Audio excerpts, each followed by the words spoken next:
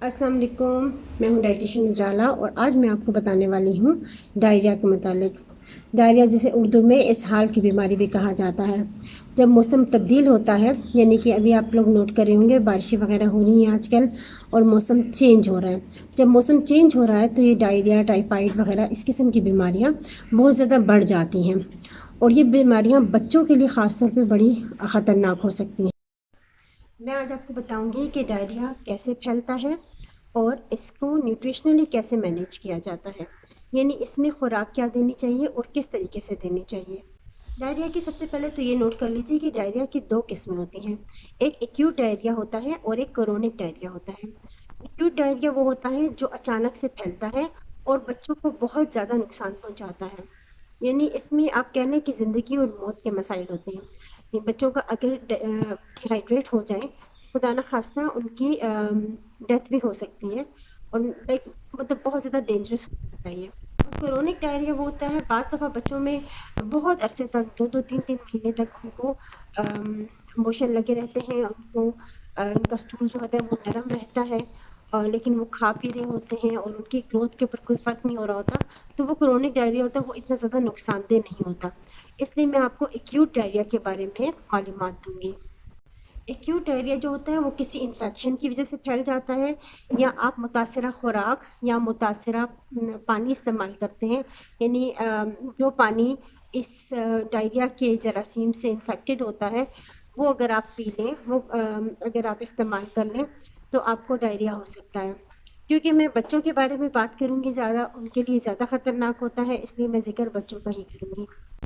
Diarrhoea में उल्टी आना, बुखार होना और थकावट की कंडीशन रहती है। बच्चा ज़रूरत से ज़्यादा सोता है, वो बहुत जल्दी कमज़ोर हो जाता है।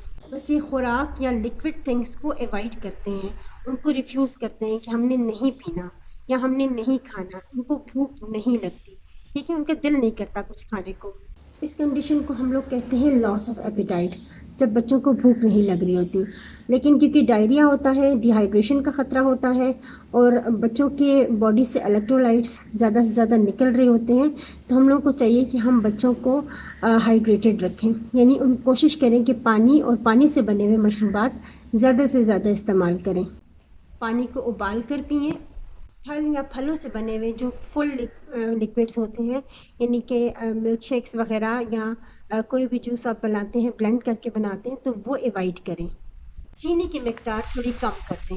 खुराक में दही का इस्तेमाल करें। दही क्योंकि डाइजेशन में ज़्यादा ईजी होती है, आसानी से हज़म हो जाती है, इसलिए दही का इस्तेमाल करने को मैं रिकमेंड करूँगी। रेशे वाली यानी कि फ़ाइबर वाली खुराक कम इस्तेमाल करें। चाय, कॉफ़ी वगैरह से परहेज़ करें। जब बच्चे को दस्त शुरू हो जाए, यानी डायरिया शुरू हो जाए, तो कोशिश करें कि शुरू के कुछ घंटे आपने उनको बिल्कुल क्लियर लिक्विड्स देने हैं, यानी कि आपने फुल जो जूसेस वगैरह होते हैं वो नहीं देने। बिल्कुल कोशिश करें कि पानी या पानी की तरह के जो थिन लिक्विड्स हैं आप वो बच्चों को दें। पानी में थोड़ी सी शक्कर, थोड़ा सा नमक और नींबू के कतरे मिलाकर रख लीजिए, मिक्स करके रख लीजिए और ये वाला पानी बच्चों को बार बार दें। कोशिश करें कि जितना वो पी सकता है। इसको हम लोग अपनी न्यूट्रिशन की लैंग्वेज में कहते हैं as tolerated by the patient, यानी कि बच्चा जितना उसको हजम कर सकता है, जितना उसको डाइजेस्ट कर सकता है वो दें। अगर तो बच्चे को डायरिया के साथ वॉमिटिंग भी हो रही है तो उसको फ़ौरन डॉक्टर के पास लेके जाएं, और जब आप डॉक्टर के पास ले जाएं वो मेडिसिन वगैरह रिकमेंड करते हैं, तो हर हॉस्पिटल में आजकल आपके लिए न्यूट्रिशनिस्ट या डाइटिशियंस बैठे हुए होते हैं।